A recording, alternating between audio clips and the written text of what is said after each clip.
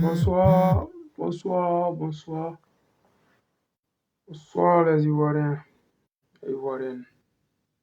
Connectez-vous, on va faire un léger direct. On va essayer de parler un peu à ces personnes-là.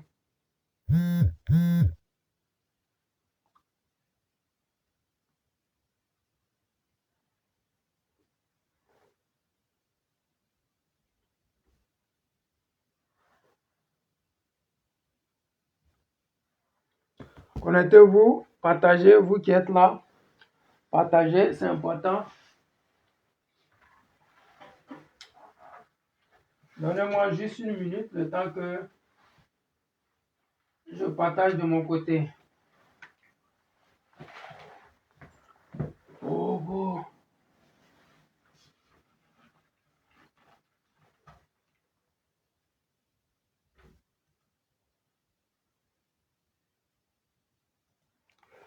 Partagez, partagez, partagez. Soyez salués, vous qui êtes là. Saluez-moi pour que je puisse vous saluer. C'est important.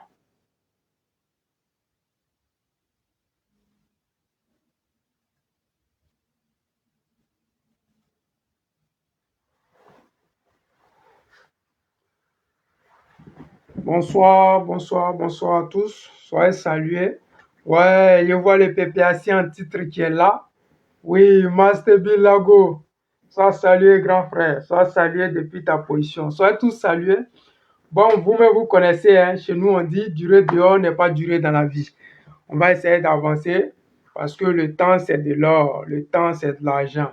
Donc, vraiment, ce soir, je voulais un peu faire le tour de l'actualité. Mais actuellement, notre actualité, c'est un peu basé sur ceux qui ne savent pas ce qu'ils veulent. Vous voyez un peu. Voilà. Donc, partagez. Si vous êtes 5, partagez, multipliez par 5, ça fait déjà ce que ça fait. Donc, vous allez voir que on va être un peu nombreux. Mais c'est rien. On va avancer avec ceux qu'on a actuellement sous la main. Salut, salut, salut les amis, salut la famille. Moi, c'est le président Lota, l'homologue du président Gbagbo Laurent. Je m'invite cette nuit chez vous à travers vos différents réseaux sociaux pour vous apporter ma contribution dans la lutte ivoirienne. La lutte ivoirienne qui a fait assez de morts, de déplacés de guerre et de prisonniers politiques.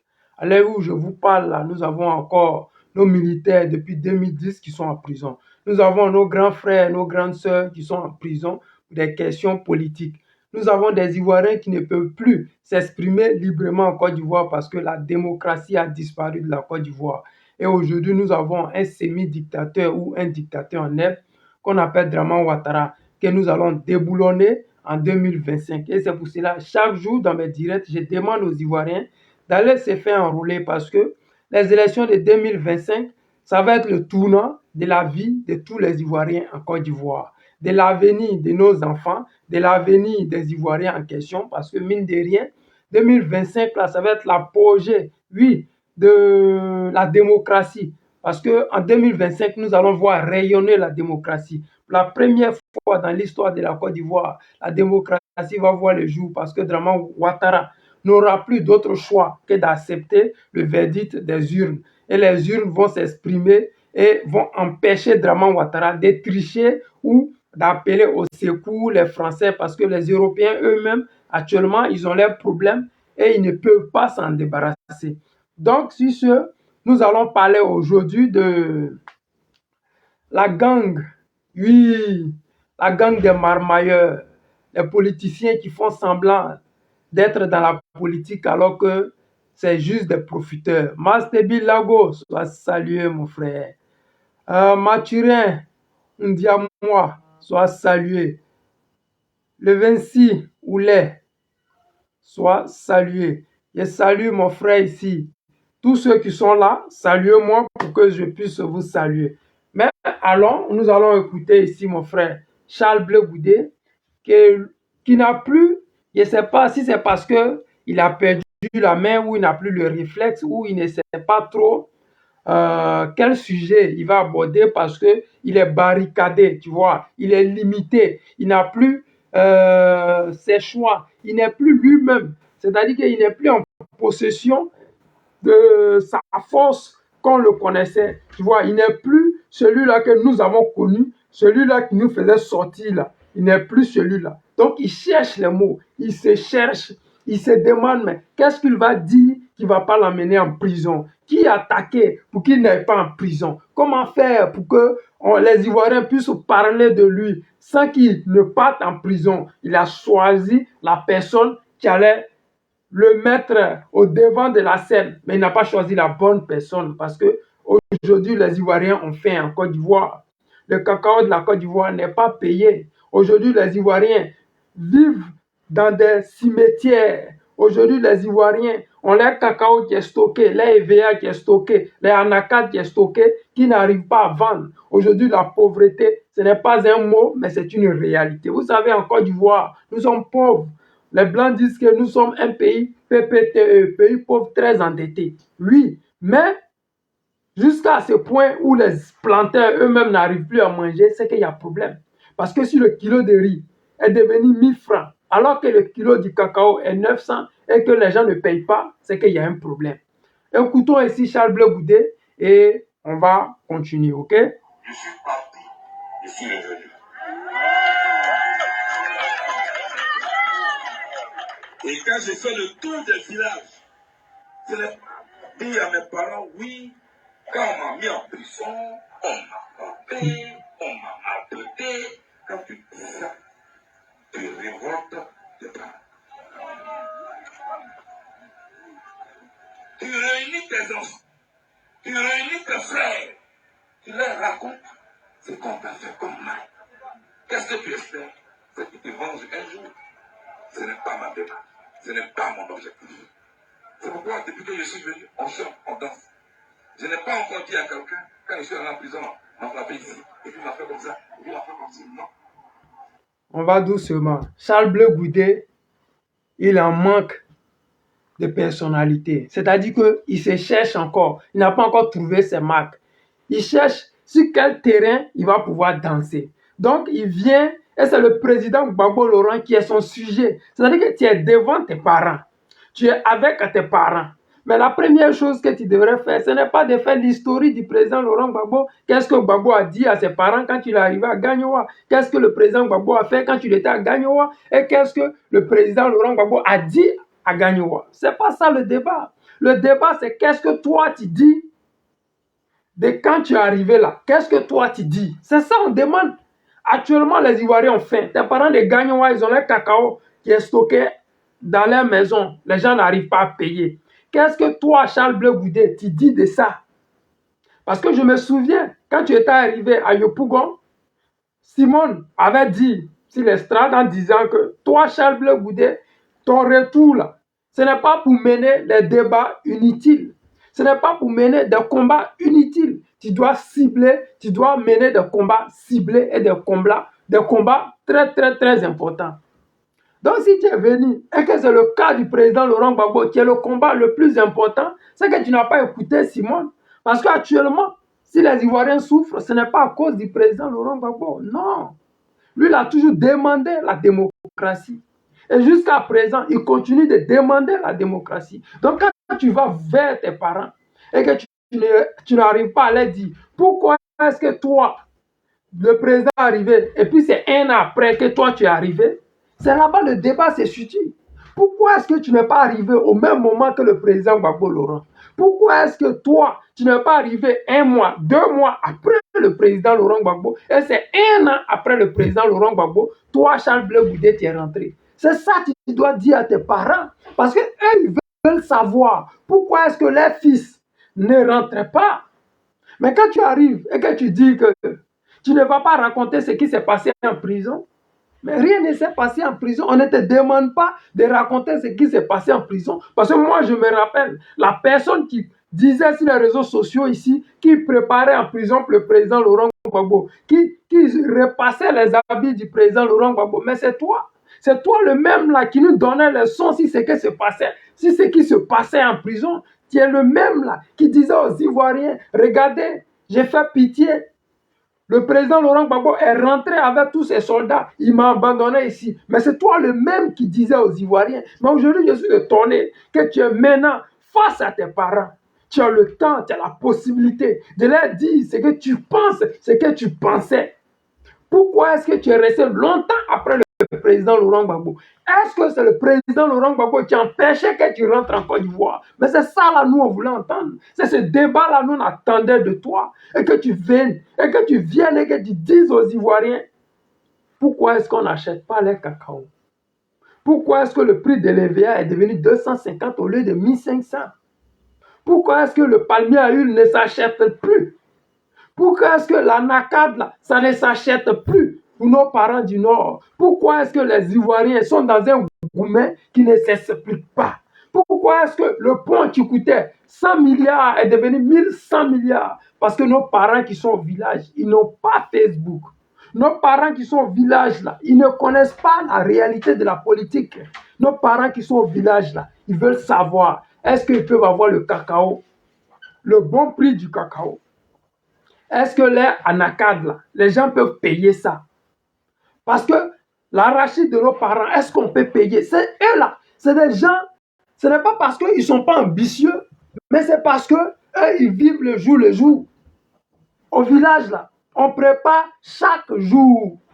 En ville, là, tu peux préparer une nourriture de une semaine, ça reste au frigo jusqu'à une semaine. Mais au village, les gens vivent le jour. Mais pour vivre le jour, il faut avoir de l'argent. Pour vivre le jour, il faut qu'on paye ton travail. Mais le travail de nos parents planteurs, c'est les cacao, c'est les anacades, c'est les EVA, c'est les palmiers à huile, c'est le prix de riz qui a augmenté. Parce que mine de rien, si tu ne leur dis pas la vérité, ils vont penser que c'est la guerre en Ukraine qui fait que le prix du cacao, le cacao ne s'achète pas, que le prix de l'huile a augmenté. Mais si tu ne leur dis pas la vérité, ce pourquoi tu as fait près d'1 an après l'arrivée du président Laurent Gbagbo, mais ils ne le sauront jamais. Mais quand tu viens créer des polémiques inutiles, écoutons, avançons. Un père de famille au champ à la chasse, le gibier, il donne aux enfants pour qu'elles fassent la sauce. Il ne dit pas. La nuit où je suis allé, j'ai vu un génie. Le génie m'a fait ça. Quand seulement le gibier était toi. Là, c'est vraiment dit.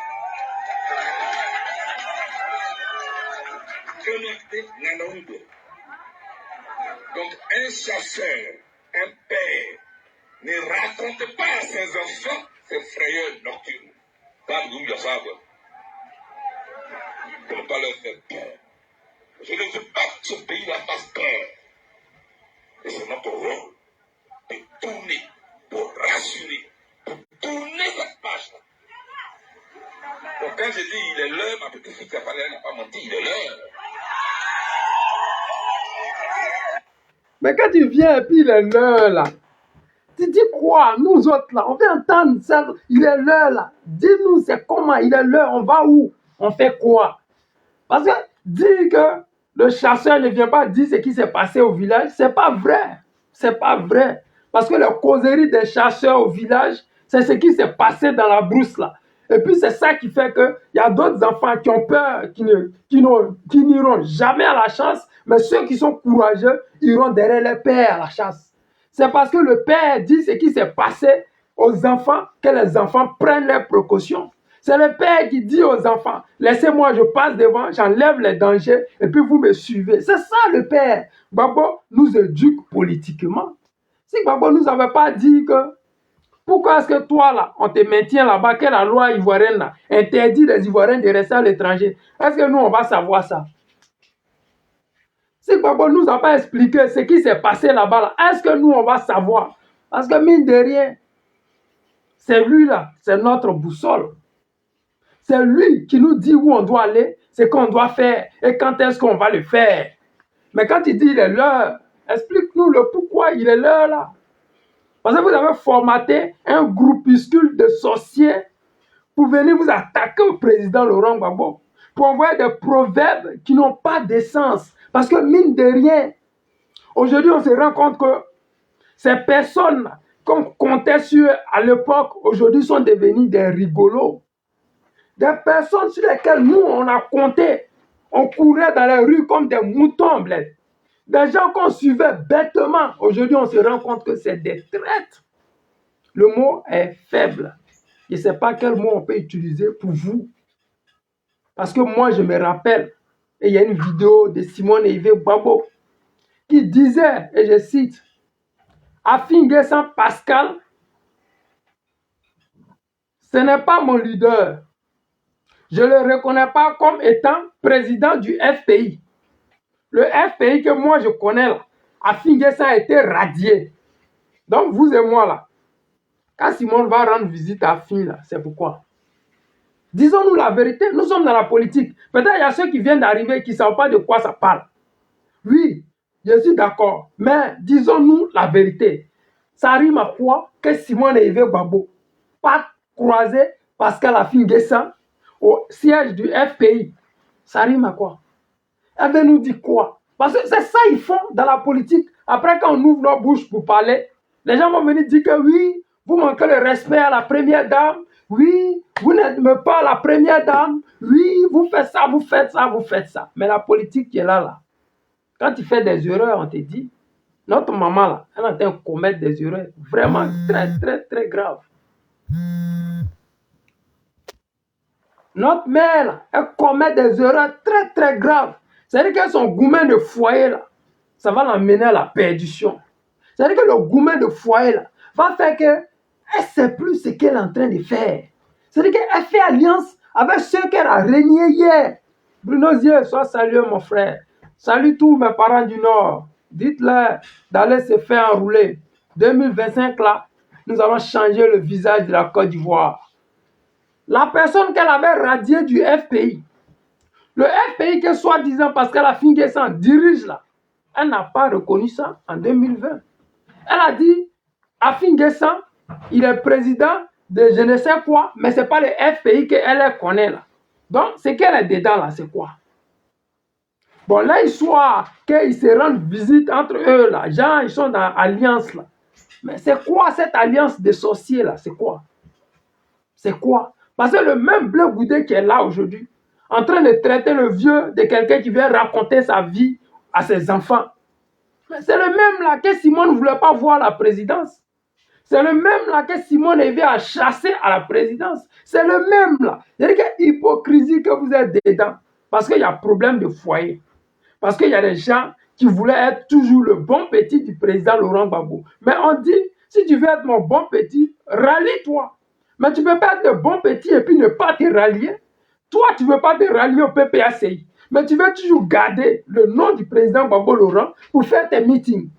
Tu veux toujours que le président Laurent Gbagbo te reçoive comme il te recevait à l'époque. Mais alors que tu es président de parti politique. Mais aie le courage de dire la vérité aux Ivoiriens que vous n'êtes plus avec Gbagbo. Mais si vous dites que vous n'êtes plus avec Gbagbo, mais les Ivoiriens vont se retirer de vous.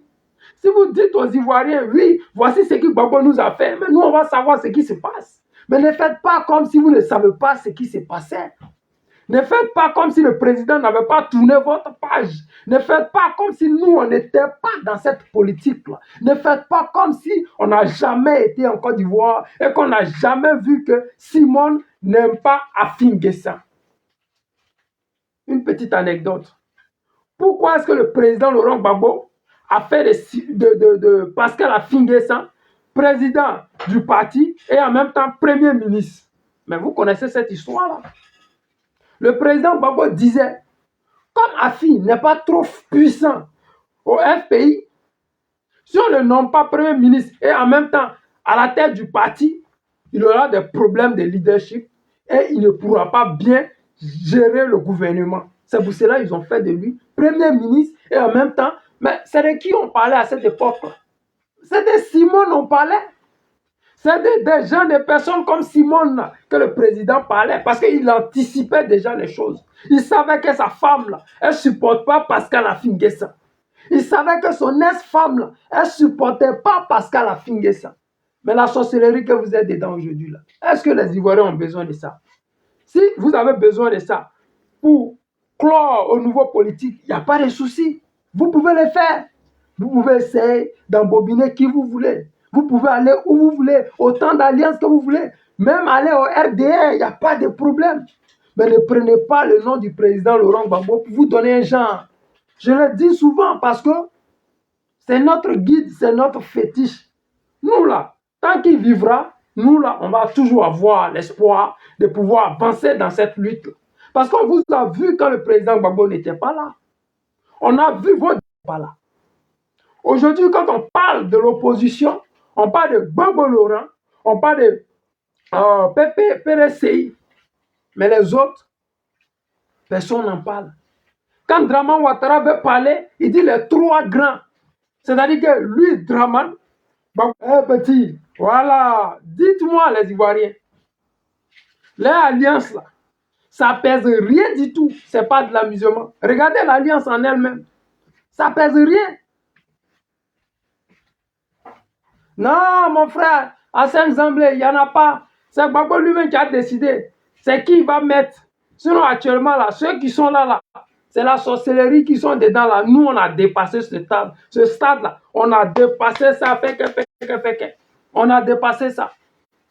Parce que ceux qui sont dedans, les alliances même, là, les trois réunis, là, ça ne vaut même pas 5 députés au Parlement. C'est-à-dire qu'à finir le grand FPI, c'est 2 députés. La Marmaille gang, là, le Marmaille numéro 1, lui-même, c'est 0 député. Bon, Association des femmes divorcées, c'est 0 député. Bon, dites-moi, eux là, ils ne pèsent rien dans la politique ivoirienne. Mais ce qui me fait mal, c'est de sortir avec le nom du Woody. C'est de sortir avec le nom du président Laurent Gbagbo. C'est de dénigrer le président. Moi, ça me fait de la peine parce que quand tu viens d'arriver fraîchement, la seule chose que tu devais faire, c'est de démontrer aux Ivoiriens. C'est de demander au gouvernement de t'intégrer dans la fonction publique. Mais le problème, c'est que tu n'as jamais travaillé, tu n'as pas fini tes études. Le problème, c'est que actuellement, là, si tu ne joues pas les marmailleurs, si tu n'attaques pas Gbagbo pour que Draman Ouattara pense à toi et qu'il te fasse des chèques en sous-marin, tu vas mourir de faim. Le vrai problème, c'est que tu n'as jamais été Premier ministre en Côte d'Ivoire pour qu'on dise aux Ivoiriens que tu vas toucher ton salaire d'ancien Premier ministre. Jamais. Ministre que tu as été là, Draman ne reconnaît pas. Et même s'il reconnaît ça, même s'il reconnaissait, on ne donne pas salaire à ancien Premier ministre. En Côte d'Ivoire, là, c'est les présidents des instituts qu'on donne salaire. Donc toi, là, tu n'as jamais travaillé en Côte d'Ivoire. Tu n'as pas fini tes études. Actuellement, là, c'est comment tu vas faire pour avoir de quoi manger. C'est comment tu vas faire pour nourrir tes enfants. C'est ça le vrai point. Sinon, quand Damana Pika s'est quitté au Ghana pour venir, vous-même, vous avez vu, il a demandé qu'on l'intègre. Il a été intégré tranquillement parce qu'il travaillait avant. Il est reconnu comme étant fonctionnaire.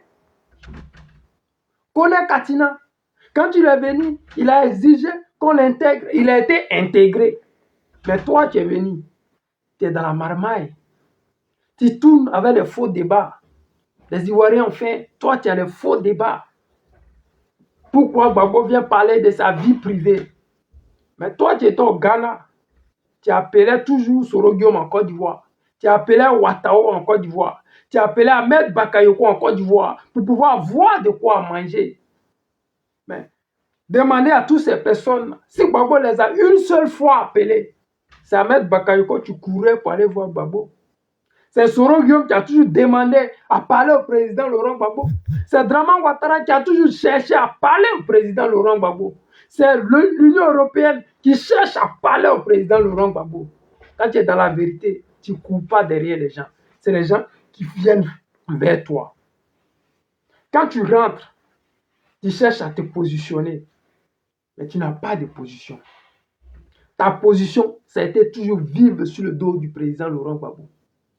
Ta position, là, ça a été toujours vivre sur le dos des gens. Aujourd'hui, là, tu es au pied du mur.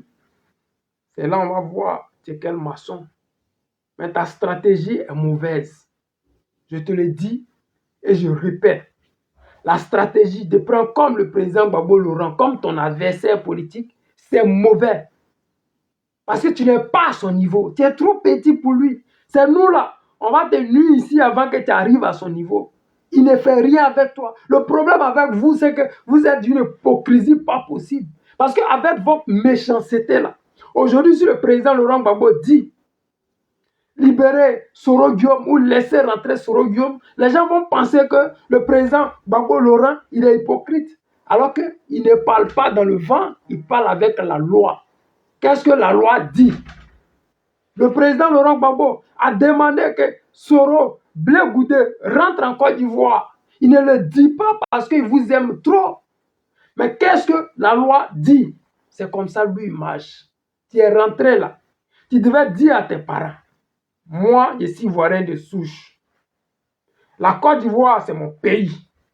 Je n'ai pas besoin de signer des accords avec qui que ce soit avant de rentrer. C'est le débat ça là, que les enfants là, tes frères, tes cousins, tes mamans là, t'attendaient.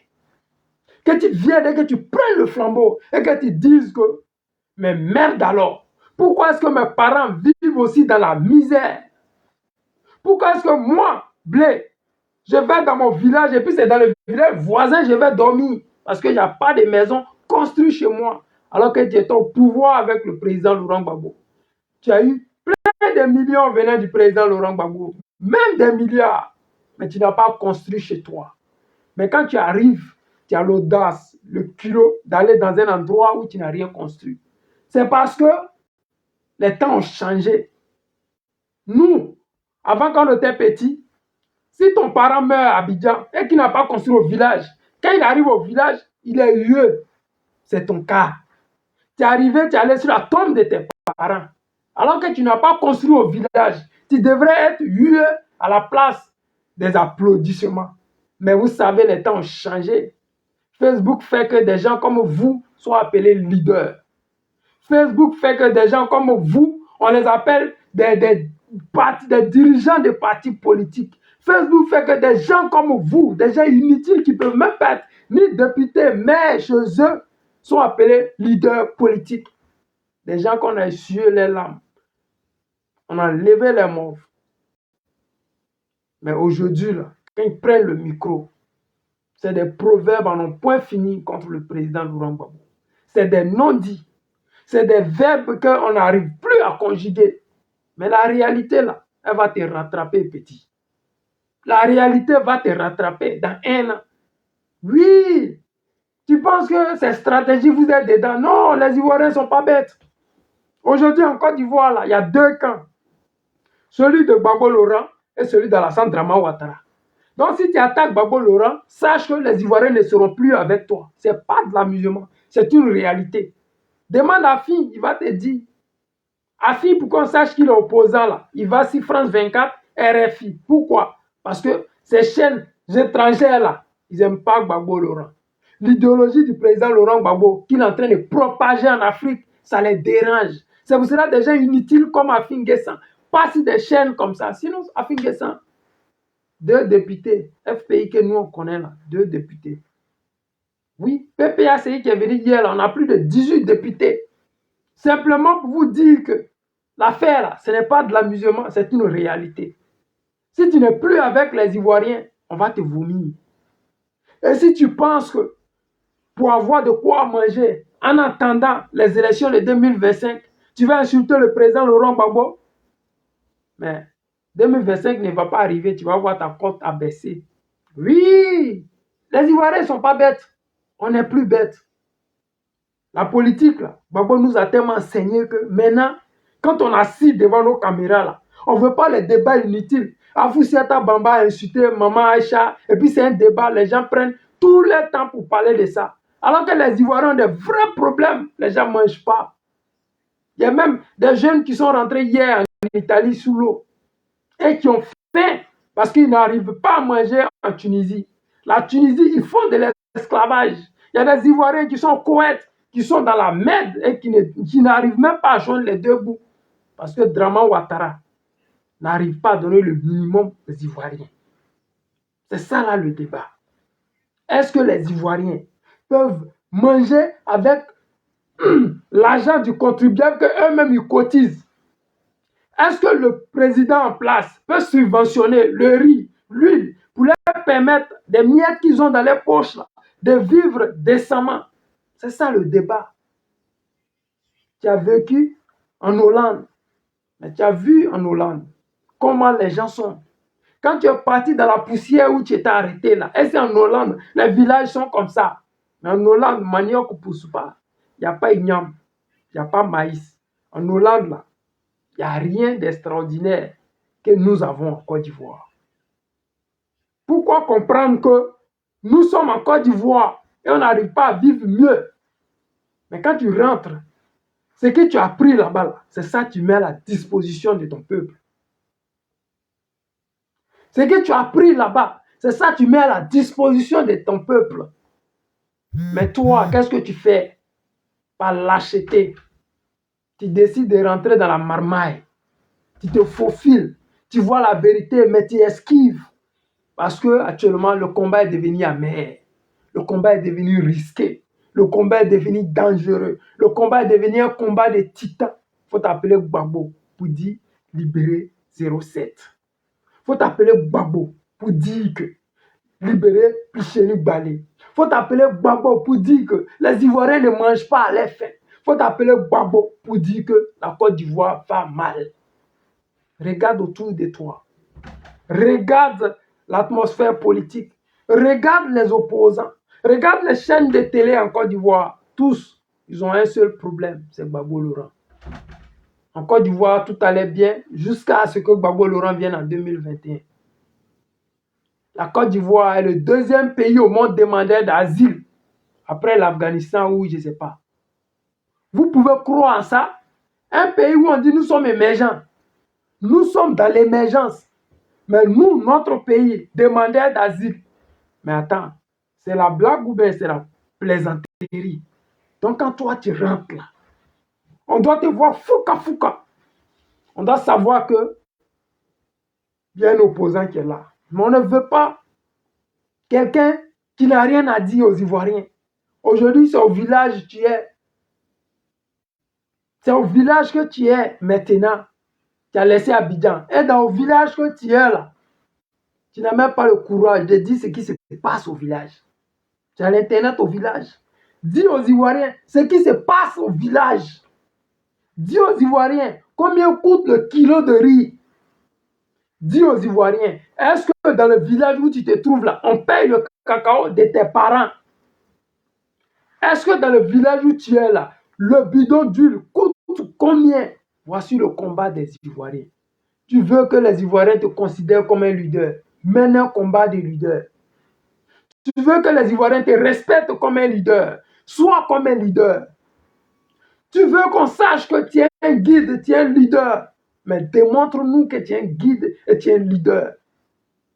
Ne fais pas semblant. Parce que ce que tu fais là, c'est faire semblant. C'est comme rentrer dans le moule, comme Simone, comme ma fille. Ils sont rentrés dans le moule. Mais ils attendent qu'on dise l'opposition, venez et ils viennent. La lâcheté, c'est comme Bonnie Claverie. Elle ne nous sert à rien. Son seul rôle en Côte d'Ivoire, c'est d'être appelé opposition. C'est d'être appelé pour prendre l'argent des contribuables. C'est de s'asseoir à la table ronde comme opposition. Mais une opposition sur papier. Parce que réellement, après les rencontres dans les bureaux climatisés, elle retourne dans sa maison climatisée. On ne fait pas la politique dans des maisons climatisées. Et tu le sais, et je le sais. La politique, c'est fait pour son peuple. Si on est devant cette caméra, c'est parce qu'on a vu des choses en Europe et qu'on veut mettre ça sur pied en Côte d'Ivoire. C'est parce qu'on a vu des choses qui ne sont pas à leur place qu'on veut mettre à leur place. C'est parce qu'on s'est dit qu'il y a quelque chose qui ne va pas. On dit qu'ils ont fait goudron ici, ils ont fait goudron là-bas. Mais les demandeurs d'asile, là, ils n'ont pas vu goudron là et puis ils sont venus ici. Les gens qui sont au Maroc, là, ils n'ont pas vu goudron là et puis ils sont allés au Maroc. Aujourd'hui en Côte d'Ivoire, peut-être 80% des projets d'Alassane Draman Ouattara et son gouvernement, c'est l'immobilier et les hôtels. L'immobilier, c'est leur argent propre. C'est-à-dire que les Ivoiriens marmaillards comme vous, là, ils vont voler l'argent du contribuable, ils vont leur payer l'immobilier et ça va faire rentrer l'argent dans la poche du gouvernement de Draman Ouattara et non du peuple ivoirien. Les grands hôtels de luxe qui sont construits à Abidjan. Dites-moi, quel enfant de pauvre qui va aller dormir à l'hôtel Ivoire? Il y a des gens même qui ne connaissent même pas Plateau. À Guibérois, à Gagnoua, là où tu te trouves là. Il y a des gens qui ne sont jamais arrivés à Abidjan. Mais quand Drama Ouattara dit qu'il est en train de construire, développer la Côte d'Ivoire, c'est Abidjan qui développe. Mais attends, tes parents qui sont là-bas, que tu leur dis que Gbagbo n'a pas le droit de dire ce qu'il dit là. Tu leur as dit, est-ce qu'on paye leur cacao? Tu leur as dit, est-ce que les enfants là peuvent partir à l'université? Avec quoi ils vont les envoyer à l'université? Avec quoi ils vont payer ces chambres d'hôtel? Avec quoi ils vont payer leur, je ne sais pas, leur transport?